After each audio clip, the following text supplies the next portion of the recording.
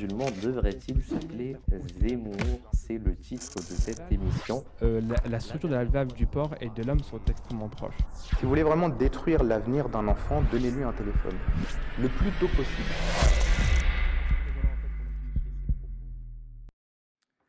Assalamu alaikum, bonsoir à toutes et à tous, bienvenue dans notre émission. Nouveau format d'émission, maintenant c'est des vidéos qu'on poste tous les vendredis soirs dans ce nouveau format de Islam en vrai. Aujourd'hui pour m'accompagner j'aurai Monsieur Tahir Saïb, salam alaikum. Wa alaykoum salam. Et El Moulabi Saïb, salam alaikum. On va continuer notre émission sur la vie du prophète Mohammed sallallahu alayhi wa sallam. Donc il y a certaines émissions passées où on a parlé un peu du commencement. Et là nous allons comparer avec, il y aura beaucoup de comparaisons avec Jésus et les premiers compagnons qui ont rejoint le prophète Mohammed sallallahu alayhi wa sallam. Sans plus tarder, on va commencer justement concernant Jésus et la résurrection. Selon la Bible, M. Tahir Saïb, je vais me tourner vers vous. Selon la Bible, est-ce que Jésus a-t-il réellement ressuscité les morts? Salam alaikum. Donc ça c'est une grande question parce que ce qu'on lit en fait les évangiles, surtout là, il y a un épisode en fait qui est très connu, qui est souvent cité concernant ce sujet, c'est l'épisode de Lazare, qui était une personne qui était malade et qui, selon ses proches, était décédé, et Isa alayhi salam a pris justement ce cas pour en faire un exemple.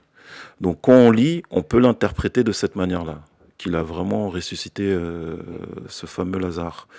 Mais comme on le sait, que ce soit la Bible, dans la Bible, on le sait que l'épisode justement quand on décrit la vie de Jésus alayhi salam, donc il y a plusieurs récits déjà. Ça, il faut le savoir. Et aussi, c'est des récits qui ont été écrits assez tardivement par rapport à, on va dire, l'événement, que ce soit l'événement ou même sa vie en lui-même. Donc, il faut savoir que les évangiles, ils prennent des épisodes ils expliquent ça de manière succincte. Donc, et là, c'est vrai que si on lit, on peut l'interpréter de cette manière-là. Ça, c'est sûr. Maintenant, selon notre croyance, selon les dires du Messie premier alayhi salam, et selon la nature, est-ce que nous avons déjà vu le cas de la résurrection d'un mort, et je précise bien par un prophète? Donc, est-ce que dans la nature des choses, un mort ressuscite? Parce que le terme qu'on précise bien, c'est ressusciter.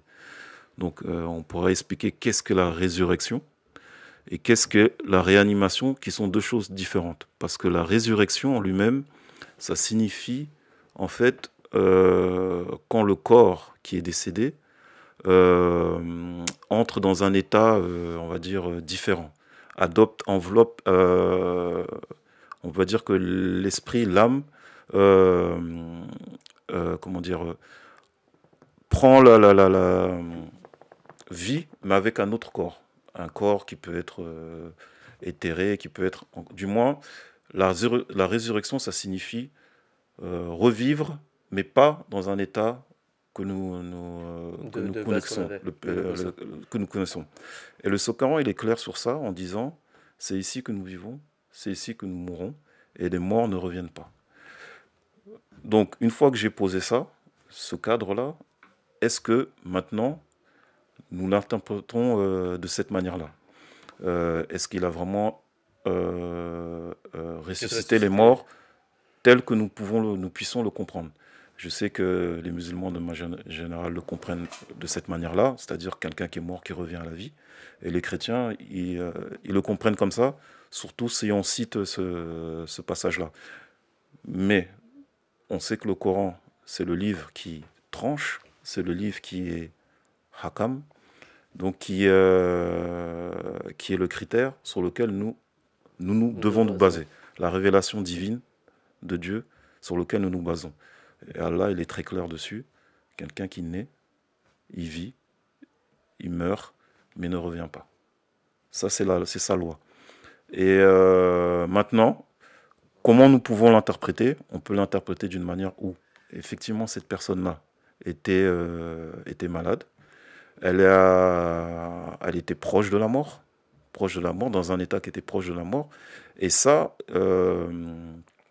c'est pour ça que on en parlait juste un peu qu'on commence. Juste avant. Il y a déjà eu des cas comme ça, où des personnes, on croyait qu'elles étaient mortes. Elles étaient mortes physiquement, elles étaient très proches de la mort. On peut dire même qu'elles étaient mortes.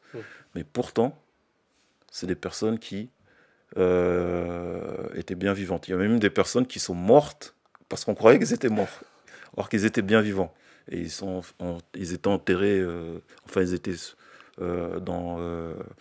entre quatre coins dans la planche, mais pourtant ils étaient bien vivants et ils sont morts d'asphyxie. D'accord. Oui. Donc c'est des cas, et là c'est un cas quand on lit le verset, quand on lit le début, parce que du début, les versets qui parlent justement du cas de Lazare, on s'aperçoit que Jésus voulait faire un cas, comment dire, c'était une explication de comment il ressuscite les morts. Parce qu'il le dit, c'est dans Jean 11. Donc, dans Jean 11, il le dit, qu'il est la vie, qu'il est la résurrection et qu'il est la vie. Et même par là, il prie son Seigneur pour qu'il puisse, il dit que son Seigneur l'exauce toujours. Donc, on peut prendre ce cas-là pour mettre en perspective que un prophète, il vient ressusciter les morts, non pas physiquement, mais spirituellement. Voilà. Et après, il y a aussi quelques questions qui se posent là-dessus. Si il a ressuscité un mort, mais après la personne, il est mort, il est pas toujours vivant. Donc, qu'est-ce que ça a servi de le ressusciter? Non, si on réfléchit là-dessus. Peut-être qu'il est mort 5 ans après, 10 ans après, peu importe, mais il est mort. Donc ça, il ne revient pas pour vivre éternellement. Donc ça a quoi servi? Est-ce que Dieu, il s'était trompé, que non, je devais lui donner la mort aujourd'hui, ou dans 10 ans? C'est intéressant, je n'avais jamais vu de ce point de vue-là. De cette manière-là, mais aussi, comme je l'ai dit, je pense que c'était plus, quand on lit le verset, c'était un exemple, en fait, de montrer réellement, d'appuyer que c'est un prophète de Dieu, que c'est le Messie attendu, et que Dieu l'exauce, et l'exaucera toujours. Donc c'est vraiment une manière de montrer justement envers les personnes auxquelles il a été envoyé, qu'il est vraiment celui qui a le cachet divin, qui est véridique. Voilà. On a aussi, en dehors de la Bible, on a aussi dans le Coran un verset qui, apparemment c'est le prophète sallam qui parle, où il dit « je ranimerai les morts par la volonté d'Allah ». Est-ce que le saint prophète sallam ressuscite lui, qui était le meilleur des hommes, le meilleur des messagers? Est-ce que lui, il avait cette faculté-là, ou tout comme Jésus, c'était une autre sorte de résurrection? Non, en islam, comme a dit Tarsa tout à l'heure, le Saint-Coran est clair, qu'une personne, il vit, il meurt, il revient. Celui qui est mort, il ne revient jamais sur la terre. Par exemple, il y avait vous savez, le Saint-Prophète, il a battu plusieurs combats, plusieurs guerres. La guerre de Badr, la guerre de Uhud, etc. Et il y a plusieurs compagnons qui sont morts pendant ces guerres. Et il n'a ressuscité aucun. Au contraire, après la bataille de Uhud, lorsqu'il est rentré, il y avait un fils d'un compagnon qui était triste, qui était assis et qui pleurait. Et le Saint-Prophète sallam lui a demandé pourquoi tu es triste, pourquoi tu pleures? Il a dit au prophète, mon père il est mort pendant la guerre, il était martyrisé. Le Saint-Prophète sallam lui a répondu, mais toi tu sais pas quel rang il a eu, c'est-à-dire quel honneur il a eu. Allah il s'est présenté devant lui-même, c'est-à-dire Allah il s'est présenté à lui et lui a dit, demande ce que tu veux, je vais exaucer ce que tu demanderas. Et cet compagnon, si je ne me trompe pas, ça s'appelait Dahya Qalbi, si je ne me trompe pas, mais je pense que c'est bien lui. Et il s'est présenté à lui, il a dit, vas-y, demande ce que tu veux.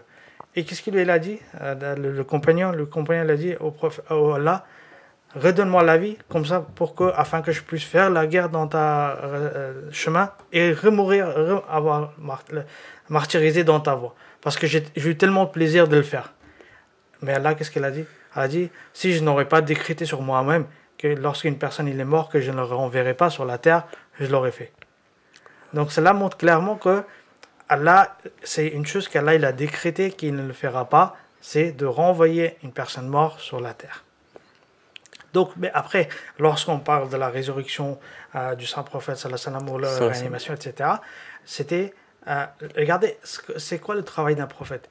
Le prophète, il ne vient pas pour changer les gens physiquement, il vient pour changer les gens spirituellement.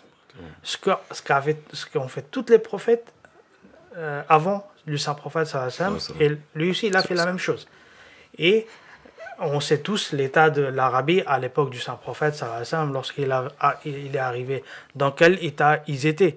C'est-à-dire même les pays d'autour le considéraient comme des sauvages. Ils ne venaient même pas les attaquer parce qu'ils disaient il n'y a rien à faire là-bas. Qu'est-ce qu'on va faire là-bas? Les gens qui sont dans la boue, dans le désert, qu'est-ce qu'on va faire là-bas? Donc ils n'attaquaient même pas les Arabes. Et donc le saint prophète, sallallahu alayhi wa sallam, il est arrivé et il les a changés spirituellement tel que, après sa mort, ils sont sortis, c'est-à-dire les musulmans, ils sont sortis de l'Arabie et ils ont conquis une très grande partie du monde.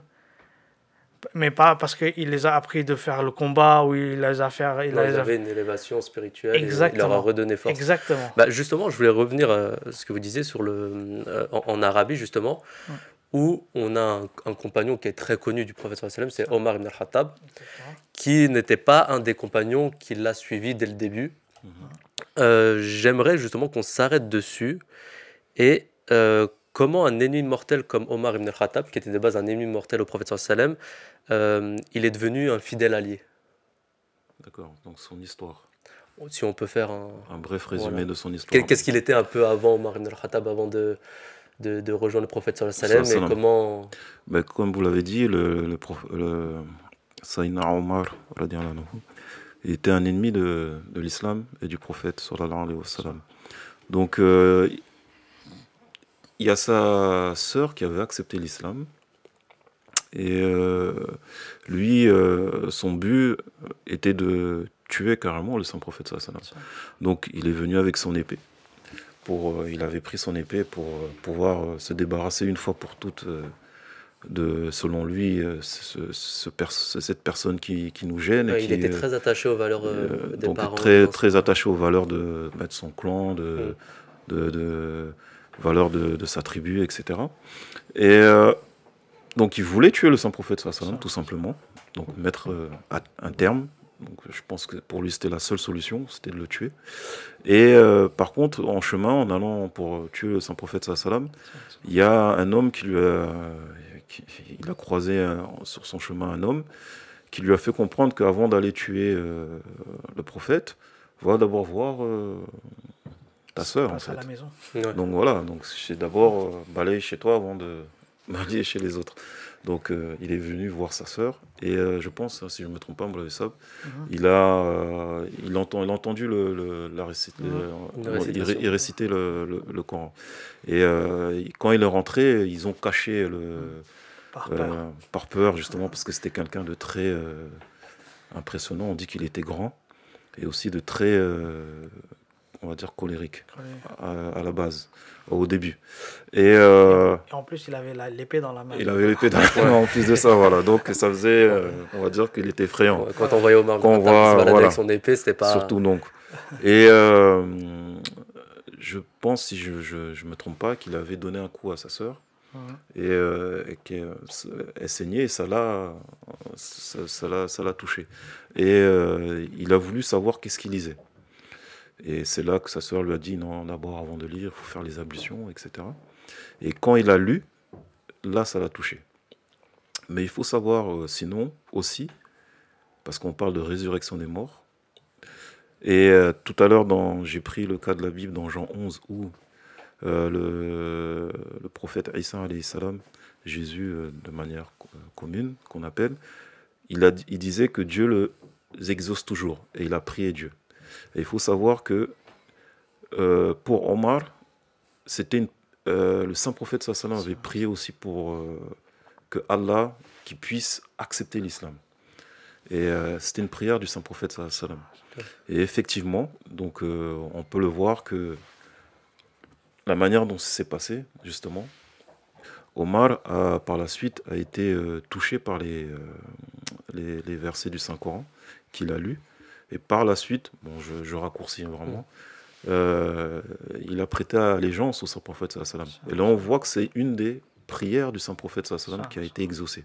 Et ça, c'est très important. On sait que Allah, il exauce toujours ses bien-aimés, ses choisis. Et c'était une prière, et on sait ce qu'est devenu Omar. Quel homme est devenu? Ça a été le deuxième calife de l'islam. Et d'un homme colérique, c'est devenu un homme qui se souciait la nuit de ses administrés, et qui, lorsqu'il a vu une femme en train de cuisiner, faire semblant de cuisiner parce que pour faire attendre, elle n'avait rien et ses enfants ils avaient faim, bon, elle faisait semblant, il a vu ça. C'est quelqu'un qui a été très touché par ça et qui a décrété justement qu'on donne une bourse à toutes les personnes, j'ai oublié, c'était... dont les enfants ils avaient l'âge de moins de 2 ans. Donc voilà. Ouais. D'abord il les avait arrêtés, mais puis lorsqu'il a vu ça, il s'est lamenté lui-même. Il a dit: Omar, je ne sais pas, il y a combien d'enfants qui sont morts à cause de toi parce que tu as décidé de ne pas donner à manger aux enfants qui ont moins de 2 ans. Donc, voilà. Justement, c'était une de mes questions qui suivait, c'était en quoi on peut dire que Omar ibn al-Khattab a été ressuscité spirituellement par le Saint-Prophète. Donc c'est par toutes ces actions que vous menez. Et la transformation en lui-même aussi, qui montre qu'il a été vraiment changé d'une personne qui... Avant ça, qui était une personne normale, qui passait sa vie comme il voulait, mais une fois qu'il a accepté l'islam, il est devenu tel que ça changeait complètement. Par exemple, quelqu'un lui a demandé plus tard, lorsqu'il était calife, il disait à Hazrat Omar, avant, vous étiez très colérique, et chaque fois qu'il y avait quelque chose, on voyait, vous veniez en colère tout de suite. Il a dit, est-ce que c'est toujours le cas? Il a dit non, en fait, avant c'était vraiment ça le cas, mais après avoir accepté l'islam, mon colère a pris une bonne transformation, c'est-à-dire maintenant je viens en colère lorsqu'il y a besoin d'être en colère, et pas n'importe où, n'importe comment. Donc cela montre qu'il était ressuscité spirituellement d'une façon telle qu'il s'est changé complètement. C'est-à-dire, on a les facultés, on a tous des facultés nous aussi, des fois on est en colère, des fois on rit, etc. Mais la bonne morale, c'est de l'utiliser des qualités sur leur bon endroit. C'est-à-dire, par exemple, si quelqu'un vous insulte et vous ne vous mettez pas en colère, ça ne veut pas dire que vous avez fait une chose très honorable. Non, au contraire. Il faut utiliser les morales où il y a besoin de les utiliser. Et ça le rend des bonnes morales. En temps et en lieu. Et en plus, si on parle aussi un peu de Hazrat Abu Bakr, pareil, lorsque son père il a entendu que son père il avait accepté l'islam dans la vie du Saint-Prophète, mais après la mort du Saint-Prophète, il est devenu le premier calife. Son père il n'était pas dans la ville, il n'était pas là, il était ailleurs. Et lorsque la nouvelle lui est arrivée, il n'a pas cru. Il a dit c'est pas possible. La personne elle a dit non, c'est vraiment ton fils qui est devenu le premier calife. Et il s'est levé et il a refait la shahada. Pourquoi? Parce qu'il a dit lui-même, il a dit avant ça, personne n'aurait cru qu'un jour mon fils va devenir le roi de l'Arabie. C'était une personne si humble, une personne calme, etc. Mais c'est seulement grâce à l'islam et sa transformation, et on peut dire sa résurrection spirituelle, que même lui, il est devenu le roi de l'Arabie après le mort du Saint-Prophète. En tout cas, merci beaucoup pour ces précisions. Juste par la suite, le prophète Mohammed sallallahu alayhi wa sallam, donc comme on a dit, à la Mecque, entouré de plusieurs compagnons qui sont venus petit à petit. Donc il y a eu Abu Bakr, comme on a dit, Omar ibn al-Khattab. Mais ça a été très dur pour eux, pour tous les musulmans. Pourquoi en soi, alors que le prophète sallallahu alayhi wa sallam était connu pour être quelqu'un de très véridique, même par les non-musulmans, pourquoi les Mécois l'ont-ils rejeté? Pourquoi ils n'ont pas accepté directement? Qu'est-ce qui les bloquait? C'est le cas avec tous les prophètes. Tous les prophètes, c'était la même chose. Il n'y a aucun prophète dans l'histoire de l'humanité qui est venu et que le premier jour, son peuple l'a accepté. Tous, ils ont... Par exemple, Allah, il parle de Hazrat Shuaib à l'islam dans le Saint-Coran. Son peuple, en l'adressant, il dit que « Oh Shuaib, avant que cette déclaration que tu es un prophète, on te considérait comme une personne très pieuse, une personne qui était sage, une personne qu'on voyait notre futur dans toi. mais qu'est-ce que tu as fait? Pourquoi tu t'es proclamé prophète? Alors que s'ils réfléchissaient, ils auraient pu voir que cette personne n'a jamais menti dans sa vie. Par exemple, le saint prophète, sallallahu alayhi wa sallam, lorsqu'il a déclaré, lorsqu'il a annoncé qu'il est prophète, qu'est-ce qu'il a fait? Il est parti et il est monté sur une petite montagne et il a appelé toutes les Mécois. Les Mécois, ils se sont rassemblés, etc. Ils se sont arrêtés. Il a dit, si je vous annonce qu'il y a une très grande armée derrière cette montagne qui est là pour vous attaquer, est-ce que vous allez me croire? Qu'est-ce qu'ils ont répondu? Or qu'ils savaient, c'était pas possible qu'il y ait une très grande armée qui arrive et personne n'en sache. Certainement, ils auraient dû savoir. Mais qu'est-ce qu'ils ont répondu? Ils ont dit oui, on va te croire. Pourquoi? Parce qu'ils savaient que le saint prophète sallallahu alayhi wa sallam n'avait jamais menti dans sa vie. C'était pas un menteur. Regardez, le saint prophète lui aussi, il a pris c'est-à-dire une façon de leur expliquer que vous le savez, que moi je ne suis pas un menteur. Je ne vous ai jamais menti. Que je suis quelqu'un de confiance. Voilà. Ils l'ont attesté. Mais ensuite, qu'est-ce qu'il a dit? Il a dit, alors, sachez qu'Allah m'a ordonné de vous dire que je suis le prophète. Et là, d'un seul coup, tout le monde commence à dire, ah non, t'es menteur. Séparation. Mais en plus, je trouve ça faux parce qu'il y a aussi un récit, si je ne me trompe pas, concernant la pierre noire, où plusieurs clans se prenaient la tête un peu pour savoir qui allait la placer. Et lui, il est arrivé et ils lui ont demandé conseil. Ils étaient contents de lui voir. Voilà. Ils étaient contents. Ah, ils ont dit, ah là, ça y est, c'est la bonne personne qui est venue. Mais dès qu'on arrive à un stade de révélation, de Messie, dans tout ce sens-là, tout de suite, ça fait peur un peu autour. Parce que ça met en cause la croyance profonde. Ça met en cause énormément de choses, en fait. C'est pas juste... tant qu'il est dans notre, on va dire, dans notre giron, c'est quelqu'un qui est comme nous, qui est véridique, on va l'accepter. Il fait partie de notre giron. Mais une fois qu'il remet en cause les fondements même de notre foi, les fondements même de notre culture, de nos coutumes, là ça commence à titiller. Donc ça c'est dans la nature humaine. Et comme Moulavi Sab l'a très bien dit, tous les prophètes ont été combattus. On voit comment aujourd'hui, que ce soit aujourd'hui, que ce soit hier, malheureusement comment on insulte le saint prophète sallallahu alayhi wa sallam. Ça on le voit tous les jours. Il y a, que ce soit de la part des chrétiens, des juifs, des apostats, des laïcs, tout ce qu'on veut. Aujourd'hui, on attaque le saint prophète sallallahu alayhi wa sallam. Et parce qu'il remet en cause, la foi. Quand dans le Saint Coran dit que Jésus n'est pas Dieu, que Jésus c'était un homme comme tout le monde, qu'il faut adorer le vrai Dieu, et que c'était un prophète dans le sens c'est un homme qu'Allah a envoyé, un homme Allah s'est révélé, et c'est l'image de Dieu, mais ça reste un être humain. Ça gêne beaucoup. Et la même chose en disant par rapport aux Juifs, en disant non, celui que vous avez rejeté le Messie, et c'est le vrai Messie. Vous attendez toujours le Messie jusqu'à aujourd'hui, mais il est venu déjà. Et vous avez loupé un coche. Déjà, vous n'avez pas accepté le prophète qui vient après, quand on cite souvent les Deutéronomes 18 ou d'autres versets de la Bible qui montrent la véracité du saint prophète sallallahu alayhi wa sallam, ils rejettent. Donc, parce que ça remet en cause leur foi. Leur foi et ce qu'ils ont entendu depuis leurs ancêtres. Depuis les ancêtres. Ouais. C'est très dur à rejeter ou à laisser ce que vous avez déjà entendu depuis toute votre vie.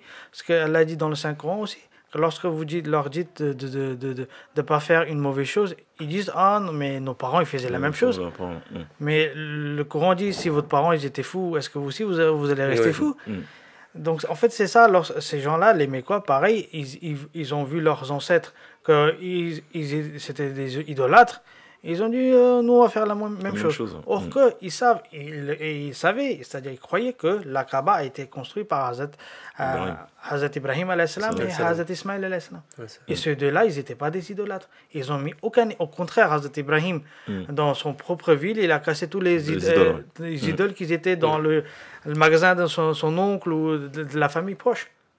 Non, c'est vrai. Et il y avait aussi c'était avec une ancienne vidéo qu'on avait parlé avec aussi un autre Morabi qui avait expliqué, bon, c'était beaucoup sur le bouddhisme, etc. Mais je trouvais ça très intéressant parce qu'il disait que plus les gens restent sans Messie, sans croyance, plus il y a beaucoup de choses qui viennent Rentre. rentrer dans ces croyances-là, et ça se met à avoir beaucoup d'idoles qui n'étaient pas concernées, etc. etc. Exactement. Donc ça. Et il y avait aussi un verset, je trouve, qui résume bien aussi la confiance qu'ils avaient avant au prophète sallallahu alayhi wa sallam. C'était qu'il disait avant ceci, j'ai certainement passé toute une vie parmi vous. C'est-à-dire qu'il le connaissait déjà de base, Tout à fait. et mais malgré tout ça, il n'y a pas eu cette confiance. Bon, au début, en tout cas, il n'y a pas eu cette confiance. Elle est venue après pour certains par la suite. Exactement. On a aussi un verset, Mourabi, j'aimerais que vous nous l'expliquiez, ou Monsieur Tahir, où le verset disait « Pourquoi la révélation n'est pas descendue sur un des deux grands hommes ?» Qui sont concernés ces deux grands hommes-là en question, et quel est ce verset exactement? Non, ce n'est pas des deux grands hommes, c'est-à-dire sur un grand homme de ces deux villes. Ah d'accord, je Oui, en fait, là, il parle, lorsque le Saint-Prophète il s'est proclamé prophète, mais quoi, une des allégations qu'ils ont dit pourquoi Allah, si Allah il devait envoyer la révélation, pourquoi il n'a pas fait la révélation sur un des grands hommes de ces deux villes? C'est-à-dire, à l'époque, ils croyaient les deux grandes villes, pour eux, c'était la Mecque et le Taïf, la ville de Taïf. Donc ça, c'était considéré comme des deux grandes villes. C'est pour ça aussi que dans sa vie mécoise, le Saint-Prophète, il est parti aussi à Taïf pour prêcher. Et on connaît l'histoire. Donc, en tout cas, leur allégation, c'était ça. Ils disaient pourquoi une personne qui n'est pas connue, c'est-à-dire qui n'est pas un dirigeant parmi pour eux, si la révélation devait venir, ça aurait dû venir sur une personne qui est le chef de la tribu. Par exemple, ceux que nous on appelle Abu Jahal, eux ils l'appelaient Abul Amr, ou une personne très sage. Eux ils l'appelaient une personne qui est très sage, qui connaît tout, qui est très intelligent. Pour eux, donc si la révélation devait venir, ça aurait été lui. Donc c'est cette allégation dont Allah il a mentionné dans le Saint-Coran. D'accord, d'accord. Oui, c'est vrai que les gens, on a l'impression qu'ils se basent plus sur la forme plutôt que sur le fond. Exactement. Quelqu'un qui est très puissant, qui a une armée, qui dirige, etc. On se dit, mais pourquoi c'est pas lui qui a eu la révélation, plutôt que rechercher la personne, comme on a dit tout à l'heure, la plus sage, la plus véridique, la personne digne de confiance qu'ils avaient dans les moments durs. Et justement, c'était très dur pour les musulmans à ce moment-là, à la Mecque. Et il y a eu cette migration de certains pour aller en Abyssinie. Est-ce que vous pouvez nous raconter à peu près pourquoi il y a eu un départ? Est-ce que c'était tous les musulmans, certains? Non, pourquoi ils sont partis là-bas? Au départ, c'était une dizaine, je pense, si je ne me trompe pas. C'était une dizaine de personnes. Une quarantaine. Quarantaine de personnes? Une quarantaine. Ouais, une quarantaine de personnes, donc là, je me suis trompé. Non, il n'y a pas de problème. On a le droit de se tromper, c'est pas grave pour la vie. Il y avait une quarantaine de personnes qui ont fui à cause de la persécution. Parce que la persécution devenait telle que ça devenait insupportable. Donc une partie, surtout ceux qui avaient les moyens, sont partis en Abyssinie, en descendant vers le sud. Et là, ils ont pris le bateau pour l'autre rive. Donc c'est vraiment à cause de la persécution qu'il y a eu cette migration. Et le Saint-Prophète, peut-être qu'il a eu la révélation, il le connaissait. C'est lui qui a conseillé aux gens qui pouvaient faire la migration. Il a dit que le roi de cette ville-là, ou ce pays-là, c'est quelqu'un de correct, il a fait la justice. Donc si vous voulez immigrer, et si vous n'arrivez pas à supporter la persécution, immigrez vers cet pays. D'accord. Ouais. Mais pourquoi justement ce monarque chrétien, il fait honneur au message de l'islam? Est-ce que parce qu'il y a eu beaucoup de compagnons qui sont partis s'abriter là-bas, donc il les a protégés à un moment donné, et on sait, si je ne dis pas de bêtises, que aussi les Mécois ont envoyé une personne, c'est Amr, si je ne dis pas de bêtises. Une des personnes de la Mecque qui a été envoyée, parce que c'est quelqu'un qui le connaissait, qui était très éloquent, pour le ramener. Est-ce que comment ça s'est passé après pour ce monarque concernant les musulmans? Est-ce qu'il les a gardés à lui? Est-ce qu'il les a relivrés aux Mécois? Comment ça a été leur vie après avec lui? Oui, une des causes, comme je vous ai dit, pourquoi le Saint-Prophète les a conseillés aux musulmans d'y aller là-bas, parce que c'était quelqu'un de très juste. C'est-à-dire, peu importe la personne devant lui, ou peu importe sa religion, etc., il faisait la justice absolue. Et c'est pour ça que le Saint-Prophète, sallallahu alayhi wa sallam, lorsqu'il a conseillé à ses compagnons d'immigrer, il a dit immigrer vers là-bas parce que c'est quelqu'un de très juste. Il fait pas de... C'est-à-dire, il ne fait pas la persécution, etc., etc. C'est pour ça que lorsque les musulmans ils ont arrivé là-bas, les Mécois sont venus le chercher et les deux se sont présentés dans son cours et il lui a demandé pourquoi tu veux ces gens-là. Et le Mécois qui est venu qui voulait le chercher, c'est-à-dire, il a dit c'est des esclaves. Lui, il a fait tout le mensonge qu'il pouvait. Mais comment dire? Ce qu'il a fait, le roi, j'ai oublié le nom, c'est Najashi. C'était le Négus. Le Négus, exactement, Négus. Qu'est-ce qu'il a fait? Les gens qui étaient venus de la Mecque pour rechercher les musulmans, c'était un groupe de 3 ou 4 personnes. Et il a dit, c'est qui entre vous qui va parler? Et je pense une d'entre eux, il s'est avancé. Il a dit, les deux restants, restez derrière. Et s'ils ment, vous me faites la signe. Et donc, directement, la personne qui était devant, déjà, il avait peur. Il a dit, si les deux qui sont derrière moi, s'il dit non ou quelque chose, ils vont me couper la tête. On est obligé de dire la vérité. Voilà, il faut que je dise la vérité. Donc, déjà, ça aussi, ça montre que cette personne, cet roi, Négus, était très sage. Il a fait une action à travers laquelle il savait que la personne qui est maintenant devant moi, il va dire la vérité. Donc ensuite, tout ça, tout le truc est déroulé. On sait comment ils ont essayé de réacquérir les musulmans, etc., etc. Mais cette personne, comme je disais, était juste. Et lorsqu'ils ont même essayé de dire, ils ont dit au roi, les musulmans, ils croient que Jésus, il est mort. C'est-à-dire que c'est pas Dieu. Oui, il a voulu le piquer sur voilà, le message. Exactement. Et effectivement, il a demandé, Négus, il a demandé aux musulmans, est-ce que vous croyez ça? Et je pense que c'était Jabbar, en tout cas, c'était le cousin du Saint-Prophète sallam qui s'est avancé et qui a répondu à cette question. Et la réponse qu'il a donnée, Négus était d'accord avec ça. Il a dit, je suis d'accord avec vous, et moi je donne à Hazrat Isa alayhi salam le même rang dont vous parlez. D'accord, donc c'est-à-dire que même le roi, enfin le monarque chrétien qu'il y avait à cette époque-là, lui aussi plaçait Jésus au stade de juste messager, de prophète et non pas de Dieu comme on peut voir maintenant. D'accord. Exactement. Et il a accepté, et c'est pour ça qu'il a gardé les musulmans, il ne l'a pas renvoyé avec les Mécois. D'accord. On ne sait pas ce qu'il est devenu après le monarque? Je sais pas si... historiquement... je sais pas si ça m'est passé comme ça par la tête, je me suis dit, est-ce qu'on sait ou non, pas du tout. Je pense qu'il est décédé dans la vie du Saint-Prophète, sallam, et même à son décès, le Saint-Prophète sallam, l'a loué. Et il a dit, il avait dit que c'était un monarque très avantageux ou correct pour son peuple. D'accord. Et il a loué même. Jazakallah. Bon, je ne cache pas aux gens qui regardent la vidéo que ce n'était pas une question préparée, hein, c'était juste passé par la tête. Mais Jazakallah pour la réponse en tout cas. Alors, on avait parlé tout à l'heure de justement les prophètes qui sont envoyés, que, comme on avait dit, ça titille un peu les gens.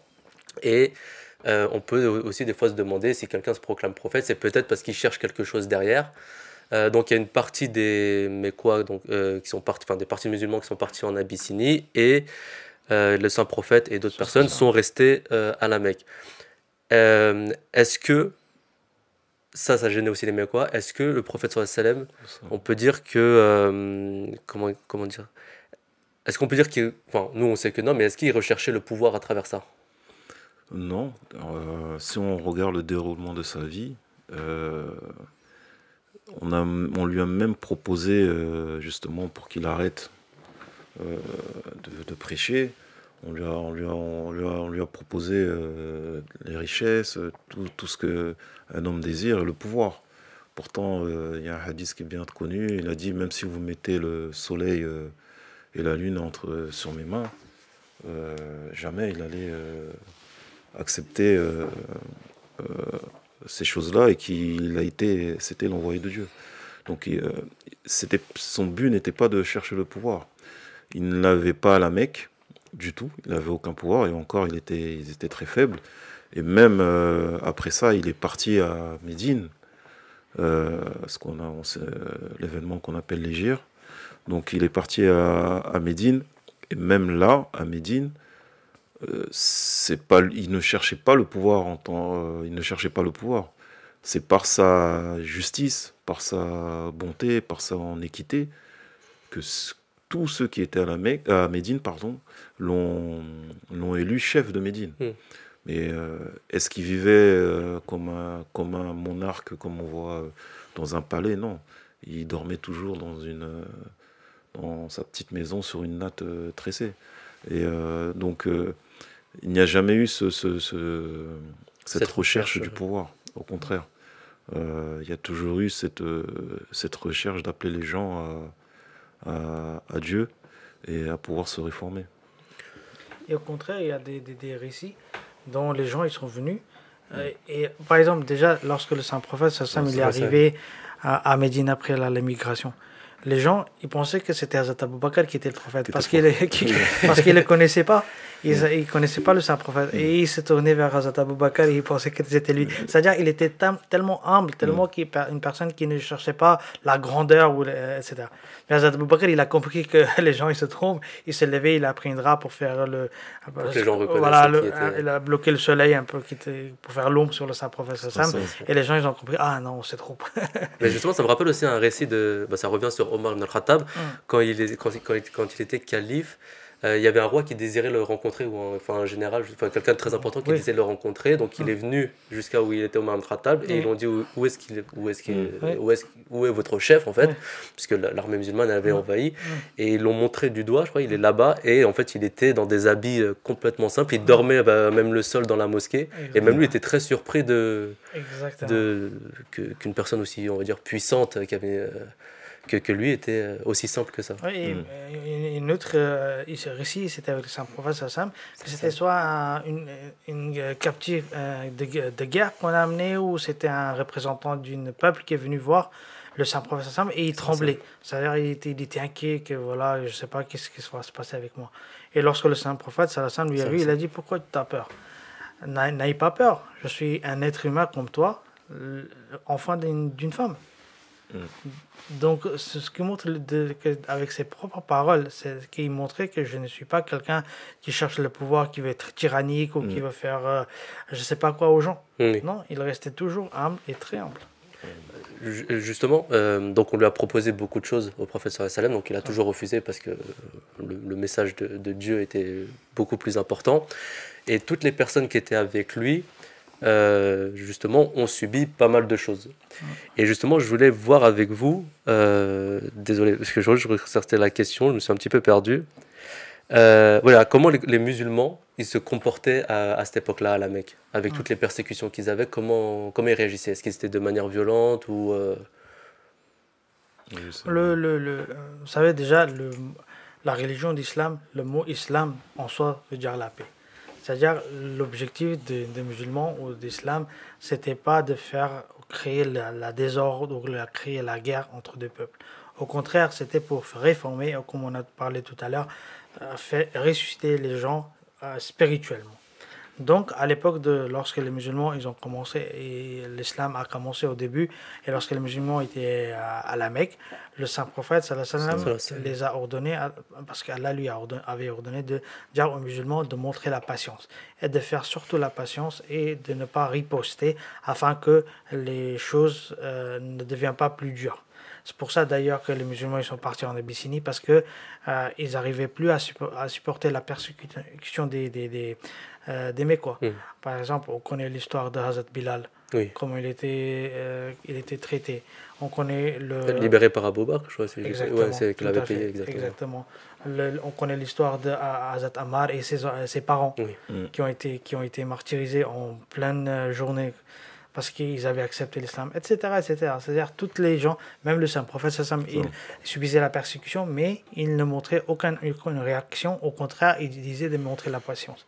Et d'ailleurs, il y a une récit qu'il y a quelques compagnons qui sont venus voir le saint prophète, sallallahu alayhi wa sallam, et ils ont dit au prophète d'Allah, pourquoi, d'accord, on ne peut pas lever la main, on ne peut pas faire la guerre avec eux, mais pourquoi au moins vous ne priez pas contre eux?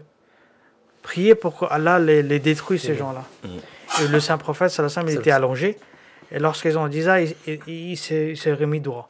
Et son couleur a changé. C'est-à-dire, les compagnons ont vu que ça y est, il est en colère. Il n'était pas content.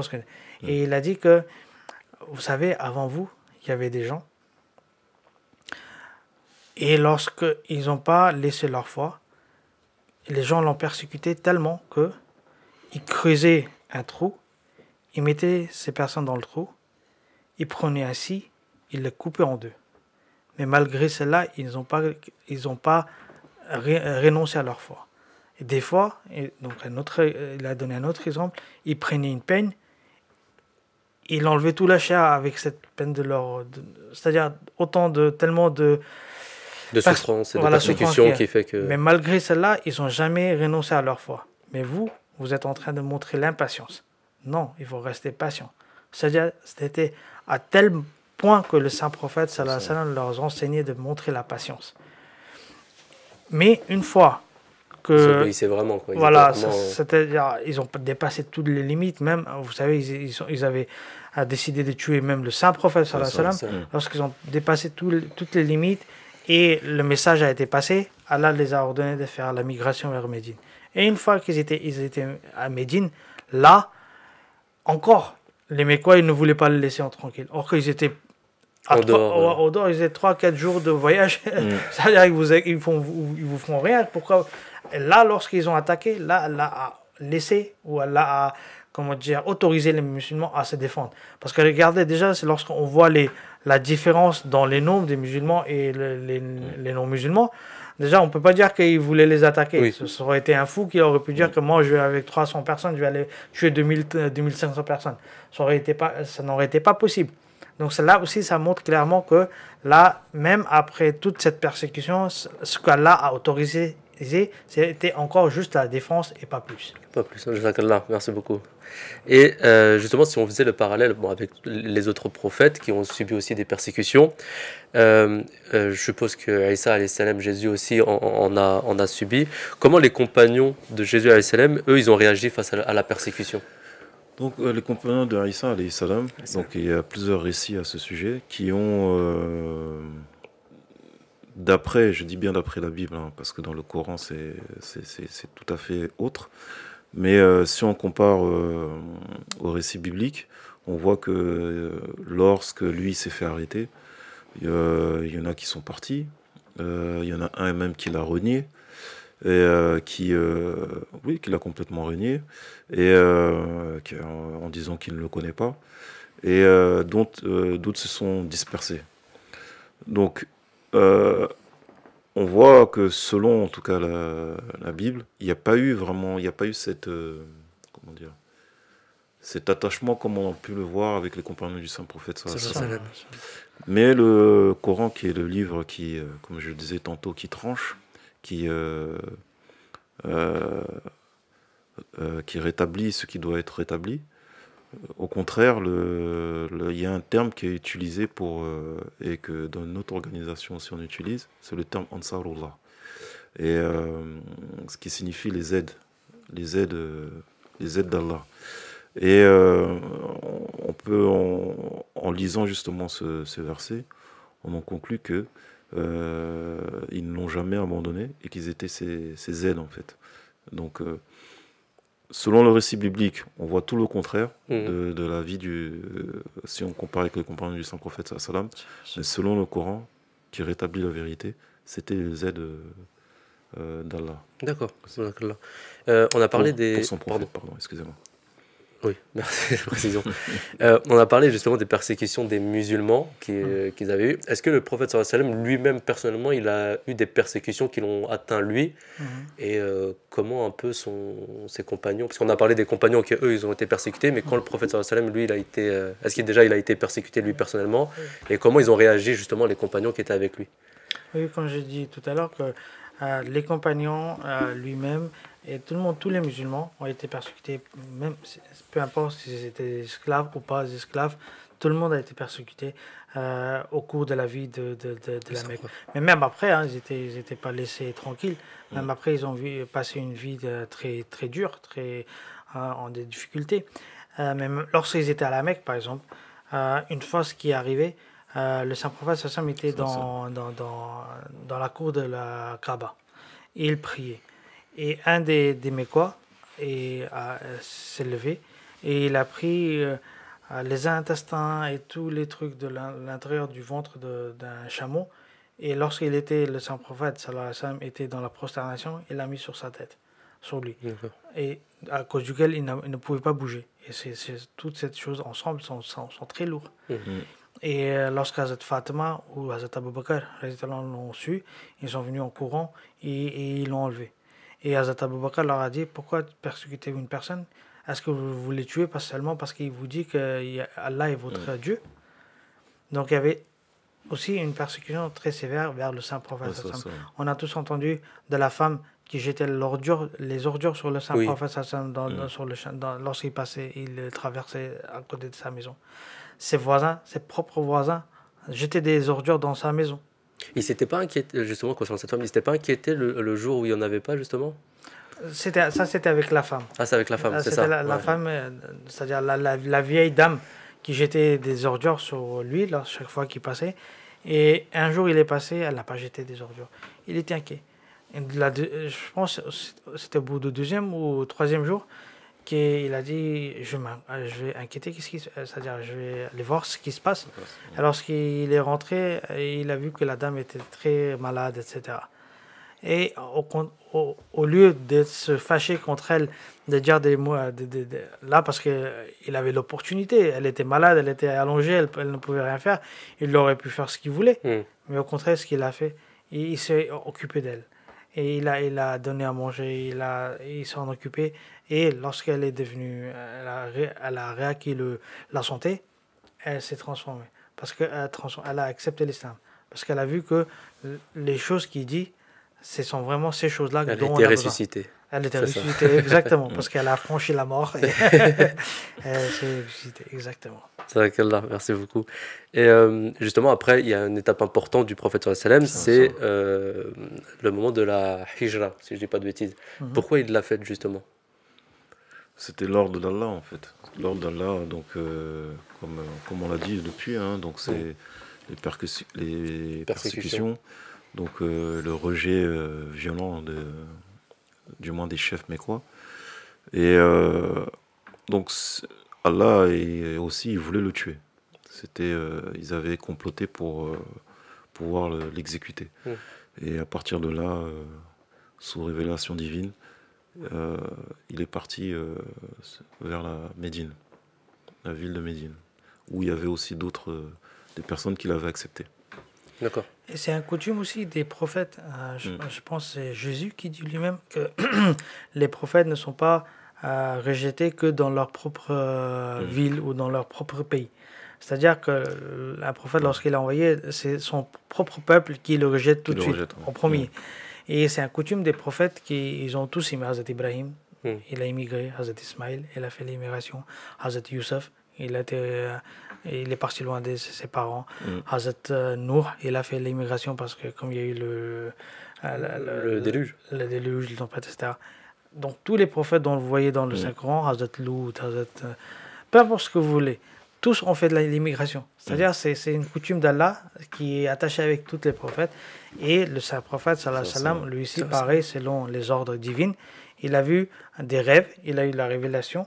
Et lui-même, vous savez, lorsqu'il a eu la rêve, dans un rêve, il a vu, ou la vision, il a vu un lieu, il y avait beaucoup d'arbres, c'était vert, etc. Lui, il a cru que c'était Yémen. Mais plus tard, Allah lui a expliqué que non, c'est pas Yémen, c'est la Médine. Et donc voilà, après, ensuite, avec l'ordre divin, il a immigré. Parce que c'était très dangereux pour sa vie, donc... Exactement, parce qu'il avait déjà transmis le message. Les gens n'étaient pas prêts à l'accepter. Et au contraire, comme a dit Tahir Sab, ils voulaient le tuer. Ils avaient comploté, ils voulaient faire tout pour que ça s'arrête.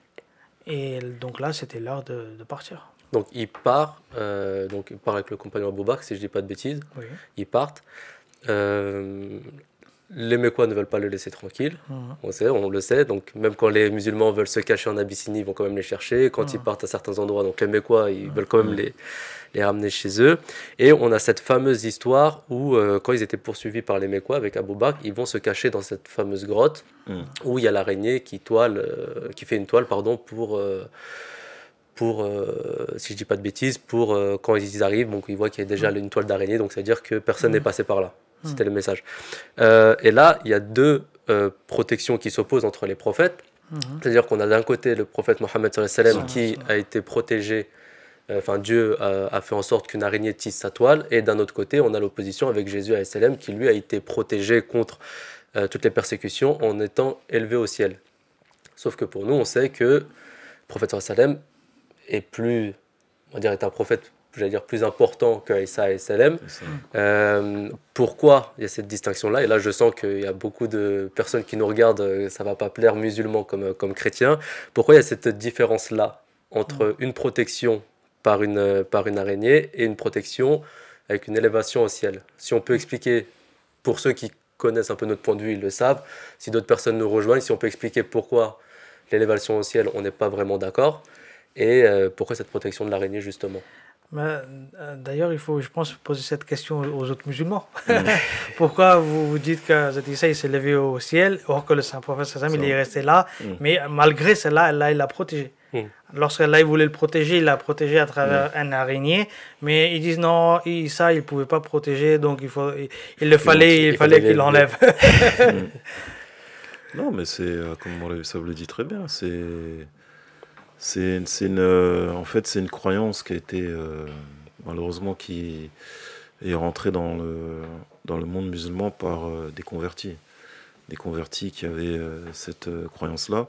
Mais c'est attesté par aucun hadith, ni le Saint-Coran, qui a parce que l'histoire, c'est que ils ont voulu, ça on le trouve surtout dans le tafsir de Ibn Kathir, donc ils ont voulu l'attraper et il y avait une fenêtre et Dieu l'a fait sortir par la fenêtre et qu'il l'a élevé au ciel, et que la personne qu'ils ont attrapé, c'était quelqu'un que Dieu a mis le visage... oui, quelqu'un qui lui ressemblait beaucoup. Qui lui ressemblait même pas, qui a mis le visage de Jésus, ils l'ont arrêté et c'est lui qu'ils ont crucifié. Et quand surtout ils prennent cette histoire pour expliquer le verset, ils ne l'ont ni tué ni crucifié. Donc non, Allah a toujours... il y a beaucoup de prophéties même bibliques qui montrent que Isa alayhi salam allait être protégé justement de la persécution, de la mort. Mais ça ne veut pas dire qu'il n'allait pas souffrir. Le saint prophète sallam, comme Moulay Sab l'a dit, il a été persécuté, mais il y a eu aussi un moment où ils avaient fait un boycott contre les musulmans à la Mecque. Et sa femme ou sa fille, je pense, est morte de... Sa femme morte de faim à Khadija, c'est là où elle est décédée. Donc, elle est décédée juste très peu de temps après, une fois que le boycott a fini. Voilà. Mais c'était à cause du boycott, donc il a passé des moments de souffrance très durs. Donc on ne le dit pas aussi qu'à un moment, quand il est parti justement à Taïf, on lui a jeté des pierres et il était plein de sang, etc. Donc ça ne veut pas dire que les prophètes ne vont pas passer par une phase de souffrance, et le Coran le dit. Je ne pensais pas que... le verset, c'est... J'ai oublié le verset, mais ne pensez pas que vous n'allez pas passer justement par cette phase-là. Là, il va vous éprouver par la faim, par plein d'autres choses. Donc, les prophètes, ça ne veut pas dire que les prophètes ne vont pas souffrir, mais par contre, Dieu va les protéger.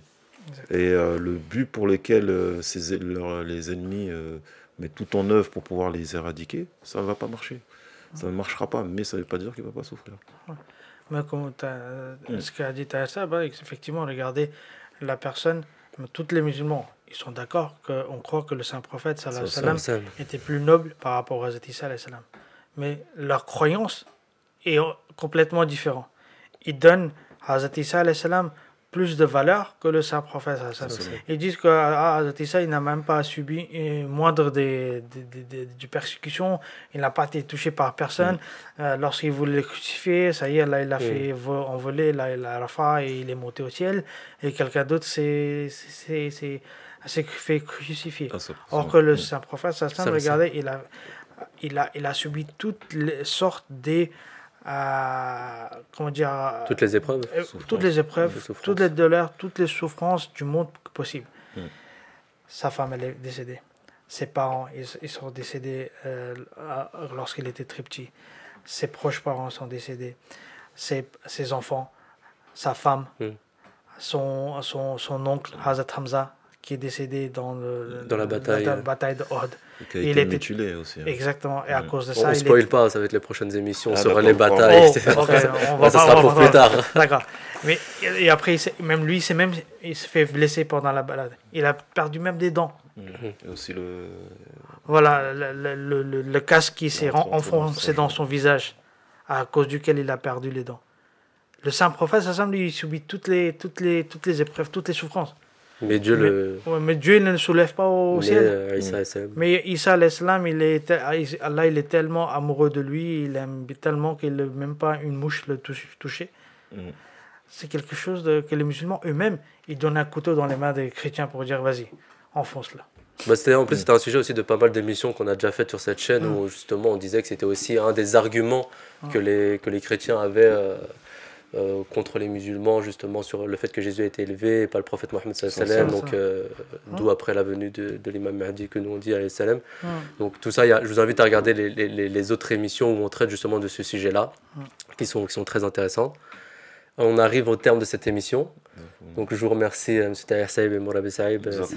Merci beaucoup d'avoir participé, d'avoir répondu. Je vous remercie aussi d'avoir suivi cette émission. Oui, c'est une émission, mais c'est une vidéo maintenant qu'on poste tous les vendredis. Si toutefois vous avez des questions concernant ce sujet-là, des choses que vous n'avez pas compris, vous voulez plus d'informations qu'on n'a pas traitées, ou vous avez besoin de plus d'informations, justement, on fait tous les dimanches soirs un live en direct sur vos questions. Donc si vous regardez cette vidéo le vendredi, je vous invite le dimanche à participer à cette émission et pouvoir vous poser vos questions en direct et on y répondra avec plaisir. On se dit à la semaine prochaine, Inch'Allah, pour la suite de la vie du prophète Mohammed sallallahu alayhi wa sallam. Assalamu alaikum wa rahmatullahi wa barakatuh. Un bon musulman devrait-il s'appeler Zemmour? C'est le titre de cette émission. La structure de la valve du porc et de l'homme sont extrêmement proches. Si vous voulez vraiment détruire l'avenir d'un enfant, donnez-lui un téléphone. Le plus tôt possible.